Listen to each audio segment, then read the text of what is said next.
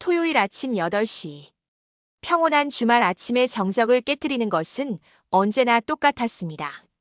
쿵, 쿵, 쿵. 민준아, 수연아, 빨리 나와. 아파트 복도 전체를 울리는 거친 주먹 소리와 고함. 저희 남편 민준의 부모님, 김정호 씨와 박미숙 씨만의 독특한 방문법이었어요. 꿈속을 헤매던 제 의식이 갑작스럽게 현실로 끌려 나왔습니다. 옆에서 잠들어 있던 남편의 얼굴을 보니 미간 사이로 깊은 주름이 패여 있었어요. 억눌린 분노가 그의 표정 구석구석에 스며들어 있었지만 애써 참고 있다는 것이 느껴졌습니다. 자기야, 또 오셨나 봐.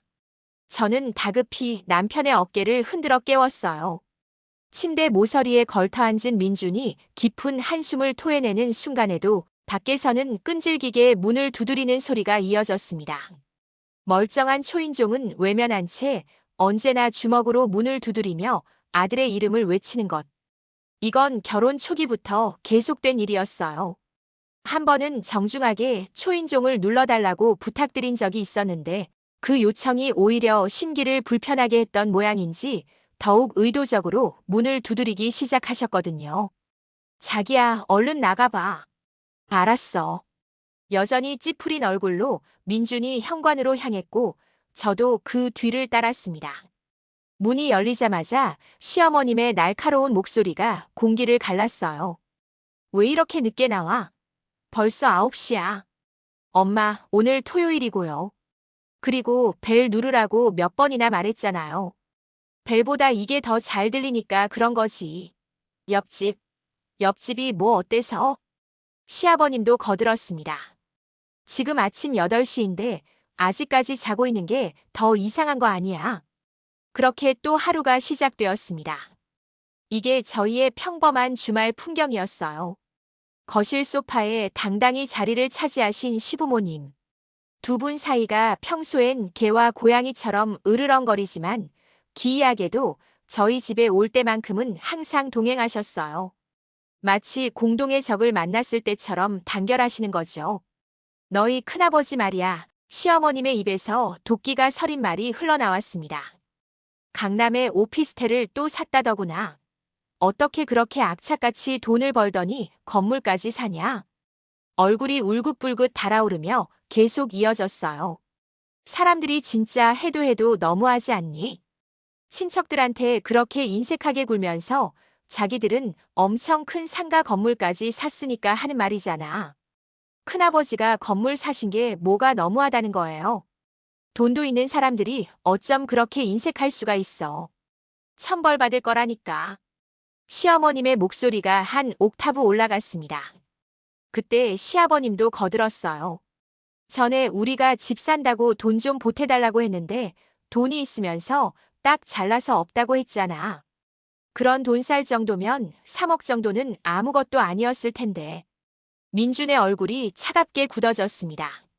엄마 3억을 그냥 달라고 한 거잖아요. 빌려달라고 한 것도 아니고. 그때 그 집 샀으면 지금쯤 떵떵거리고 살았을 텐데 너희 큰아버지 때문에 못 샀잖아.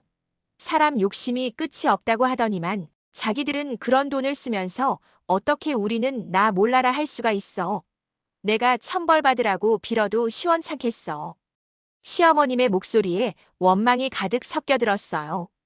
저는 그 순간 큰아버지 입장에서 얼마나 당황스러웠을까 하는 생각이 스쳤습니다.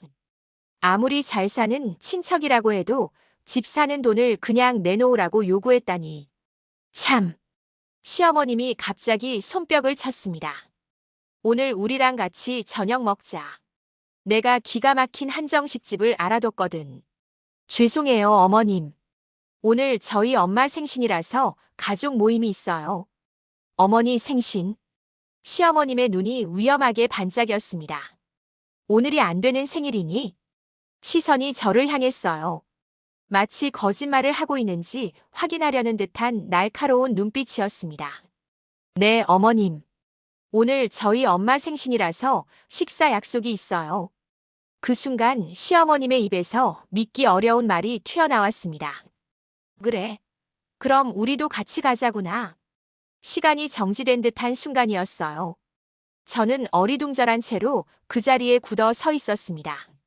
어머님, 그게 무슨. 우리도 인사드려야지. 그동안 사돈 어른께 제대로 인사도 못 드렸는데 생신이면 더더욱 가야지. 시아버님도 거들었습니다. 맞아, 맞아. 사돈끼리 만나서 이야기도 나누고 그래야지. 수연이네 부모님이 그렇게 잘 사신다면서? 한번 뵙고 싶었어. 시어머님이 벌떡 일어나며 말했어요. 어디서 하는 거야? 우리가 차 가지고 갈까? 아니면 같이 가자. 민준이 버럭 소리를 질렀습니다. 말도 안 되는 소리 하지 마세요. 왜? 뭐가 말이 안 돼? 사돈 간에 만나는 게 뭐가 이상해? 갑자기 무슨 생신 잔치에 쳐들어가려고 하세요? 말이 되는 소리를 해요. 시어머님의 목소리가 더욱 높아졌습니다. 쳐들어가긴. 우리가 사돈인데 뭐가 쳐들어가는 거야? 오히려 이런 날같이 축하해드려야 하는 거 아니야. 준비하고 나가야 하니까 빨리 가보세요. 민준이 다시 한번 두 분을 재촉하자 그제서야 시부모님이 투덜거리며 집 밖으로 발걸음을 옮기셨어요. 참, 요즘 자식들은 어른 공경할 줄도 모르고.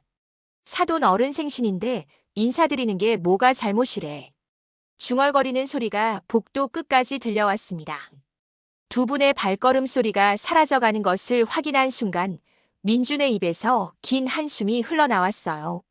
자기한테 너무 미안해. 아니에요. 괜찮으니까 신경 쓰지 마요.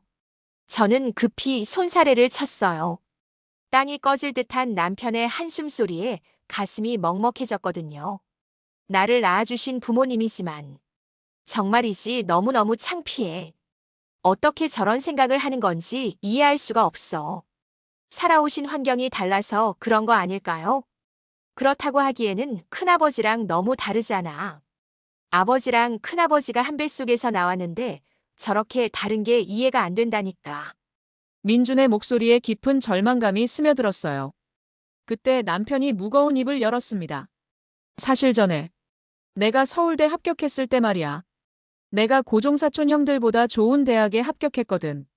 근데 합격자 발표 나자마자 부모님이 나를 데리고 큰아버지 집으로 간 거야. 혹시 자랑하시려고 그랬던 건가요? 차라리 자랑하려고 그랬던 거면 나았지. 민준의 목소리에 씁쓸함이 배어났어요. 가자마자 내가 서울대에 합격했다고 하면서 큰아버지한테 뭐라고 했는 줄 알아? 좋은 학교 갔으니까 대학 등록금을 내달라고 하는 거야. 설마 진짜로요?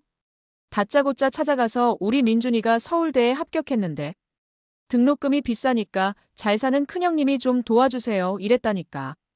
민준의 눈빛에 그날의 당혹감이 고스란히 남아있었어요. 그날 큰아버지, 큰어머니 표정이 지금도 잊혀지지가 않아. 두 분 표정이 멍 때린 듯한 그런 표정이었거든. 그래서 어떻게 됐어요? 당연히 큰아버지가 거절했지. 그랬더니 그 자리에서 엄마가 울고불고 하면서 우리 아들이 큰형님네 애들보다 좋은 학교 들어가서 부러워서 그러는 거냐? 돈 많은 사람들 보면 남한테 기부도 한다던데 조카한테 그 정도 돈 기부도 못하냐고 고래고래 소리를 질러댔어. 아버님은 안 말리셨어요? 아버지도 큰 소리로 소리치고 난리를 쳤어. 정말 그런 식이라면 도와주기 싫었을 것 같아. 결국 그 집에서 쫓겨났어. 근데 며칠 뒤에 큰어머니가 나를 몰래 찾아오셨어. 민준의 표정이 한순간 부드러워졌어요. 마치 오랜 어둠 속에서 한 줄기 빛을 떠올리는 듯 했습니다. 큰어머니가 나를 조용히 데려가서 말씀하시길. 4년 내내 등록금을 보내줄 테니까 부모님한테 절대 알리지 말거라. 그리고 절대로 부모님처럼 살면 안 된다. 그건 사람이 할 행동이 아니다라고 하시더라고. 제 눈가가 촉촉해졌어요. 그때 큰어머니가 제 손을 꽉 잡으시면서 이건 돈이 아니라 내 미래다. 내가 제대로 된 사람이 되는 게 큰어머니한테는 가장 큰 보답이다라고. 민준의 목소리가 떨렸습니다. 처음에는 받을 수 없다고 거절했어. 그런데 큰어머니 눈빛이 너무 간절하셨어. 마치 자신의 아들을 보는 것처럼. 그 후로 4년 내내 매 학기마다 등록금을 보내주셨어. 편지도 함께. 공부 잘하고 있니? 건강은? 부모님 말씀 듣지 말라는 내용이었어. 정말 큰어머니가 내 어머니였으면 좋았을 텐데. 그런데 더 충격적인 게 있었어. 민준의 표정이 다시 어두워졌습니다. TV에서 빗길 사고 뉴스가 나왔는데 우리 부모님이요. 저기 옆에 사람 있었네. 왜 안 잡아줬지? 라고 하더니 민준이 한숨을 쉬었어요. 갑자기 흥분하면서 저거 완전 잘 됐다. 옆에 있던 놈 상대로 소송 걸어서 돈 뜯어내야지. 라고 하는 거야. 더 가관인 건 아버지까지 맞아. 저런 기회를 놓치면 바보지. 어떻게든 책임을 물어서 돈을 받아내야 해. 라고 하면서 두 분이 완전히 신나하시더라고. 민준이 주먹을 꽉 쥐었습니다. 그 순간 정말 등골이 오싹했어. 아, 내 부모가 이런 사람들이구나 하는 걸 뼈저리게 깨달았어. 가난한 건 전혀 창피하지 않은데 그런 마음씨가 너무 창피하고 무서웠어. 그래서 더 바르게 살아야겠다고 다짐했던 거야. 절대로 저런 어른이 되면 안 되겠다고. 제가 화제를 돌렸고 민준이 우울한 표정으로 외출 준비를 하기 시작했어요. 그런 남편의 어깨가 유독 무거워 보였습니다. 겨울이 다가올 무렵 저희 어머니가 조심스럽게 말을 꺼내셨어요. 수연아, 민준이 휴가 가능하면 올 겨울에 호주 가는 게 어때? 호주요? 거기 지인이 펜션을 운영하는데 겨울 시즌이라 한산할 때니까 숙박비 걱정 없이 지낼 수 있어. 따뜻한 곳에서 푹 쉬다 와. 그날 밤 민준에게 엄마 말씀을 전했어요. 자기야, 엄마가 겨울에 휴가 낼 수 있는지 물으시는데 가능해? 휴가는 왜? 호주에 지인 펜션이 있으니까 시간 나면 우리 보고 다녀오라 하시네. 2층 건물이라 우리는 2층에서 지내면 불편할 것도 없을 거야. 민준의 눈이 반짝이며 커졌어요. 와, 호주. 정말 대박이다. 해외여행이라고는 신혼여행 다녀온 게 전부거든. 민준의 목소리에 진심 어린 감탄이 배어났어요. 그럼 장모님은 호주까지 아는 분이 계신 거네요? 정말 대단하시다. 대단할 것까진 없고 젊을 때 인연이 이어진 것 같아. 아무튼 휴가 낼 수 있는지 확인해 볼 수 있어. 민준이 머리를 극적이며 얼굴을 붉혔어요. 저기 근데 나 해외여행이라고는 정말 신혼여행이 전부라서 호주가 정말 좋은지 잘 모르겠어. 동료 중에 호주 다녀온 사람이 있잖아요. 맞다. 김대리가 호주 자유여행 다녀왔는데 극찬을 하더라고. 공기도 좋고 정말 쾌적하다고. 진짜 대박이다. 민준의 얼굴에 설렘이 가득 번져났어요. 마치 어린아이처럼 들뜬 표정이었습니다. 내일 출근해서 바로 확인해 볼게. 팀장님도 허락해 주실 거야. 내가 평소에 엄청 열심히 하잖아. 연차 붙이고 하면 일주일 정도는 가능할 거야. 일주일이나. 와, 정말 꿈만 같다. 그때까지 저희는 행복한 여행이 되리라 믿어 의심치 않았어요. 민준과 함께 휴가를 잡고 항공료를 알아보며 여행 계획을 세우는 것만으로도 마음이 들떴거든요.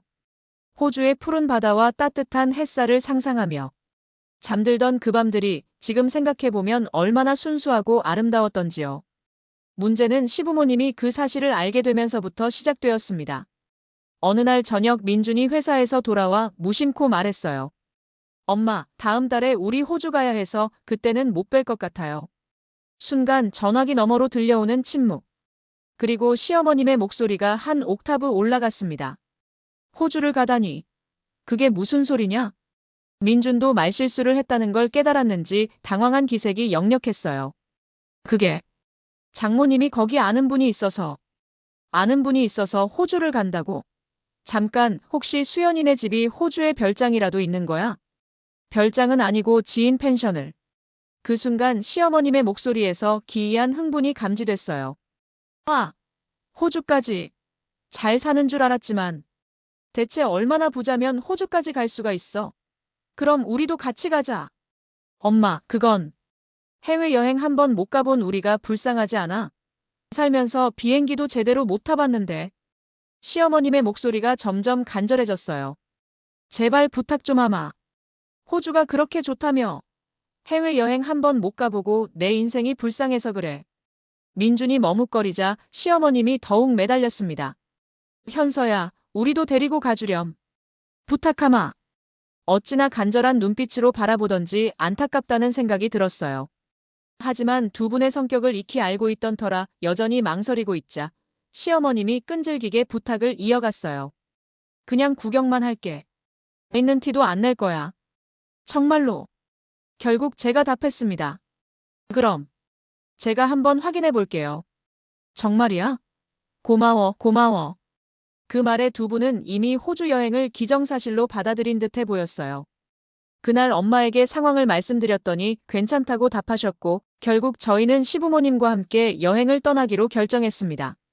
동행이 확정된 후 민준의 표정이 말이 아니었지만 제가 애써 달래며 설득했어요. 그래도 처음이자 마지막 해외여행일 수도 있잖아요. 이해해 주세요. 그런가? 그럼 괜찮을까? 그렇게 비행기표를 알아보고 있던 차에 며칠 뒤 시어머님으로부터 또다시 전화가 걸려왔어요. 그리고 그때부터 진짜 악몽이 시작되었습니다. 현서야, 내가 하와이. 아니 호주 간다고 자랑자랑을 했더니 내 동생도 같이 가고 싶다고 하지 뭐니?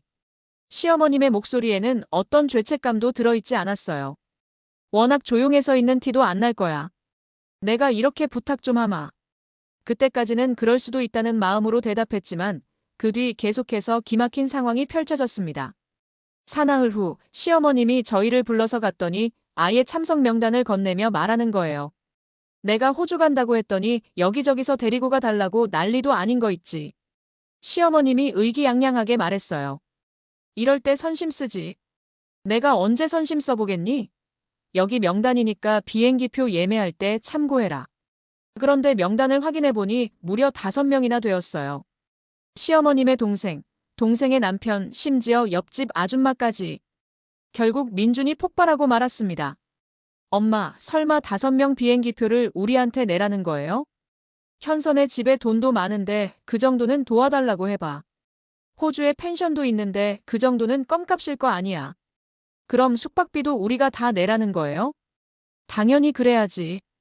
우리가 돈이 어디 있어? 너희 처가에서 다 해주면 되잖아. 그때 제가 더 이상 참을 수 없어서 입을 열었어요. 어머님, 그런 식으로 말씀하시면 안 되죠. 저희가 초대받은 것도 아니고 어머님 아버님이 따라가고 싶다고 해서 허락해드린 건데. 뭐? 내가 지금 뭐라고 했어? 시어머님의 눈이 완전히 뒤집혔어요. 그때 민준이 더 이상 참지 못하겠다는 듯 터져나왔습니다. 이제 큰아버지가 왜 그런 말을 했는지 알겠네요. 갑자기 큰아버지 얘기는 왜 꺼내고 그래? 그때 큰아버지가 뭔가 잘못됐는지도 모르는 것 자체가 문제라고 했잖아요. 두 분이 하는 행동 보니까 큰아버지 심정을 이해합니다. 민준의 목소리에 억눌렸던 분노가 터져나왔어요. 부모라면 최소한 자식 앞길은 막지 말아야 할 거 아니에요. 수연 앞에서 창피해서 얼굴을 못 들겠어요. 같이 밥 먹을 때 생선이라도 나오면 제 생선까지 가져다 먹는 모습 볼 때마다 자괴감이 들 정도였어요. 그건 내가 먹기 싫다고 했던 거잖아. 먹기 싫었던 게 아니고 엄마 아버지가 걸신 들린 것처럼 생선을 파헤치니까 입맛이 떨어졌던 거죠. 이제는 도저히 안 되겠네요. 연 끊고 살까 100번 1000번을 생각해봤지만 그래도 부모니까 참고 참았던 건데 이젠 안 될 것 같아요. 저도 살아야 하거든요. 앞으로 연락도 하지 말고 찾아오지도 마세요. 뭐? 그럼 하와이.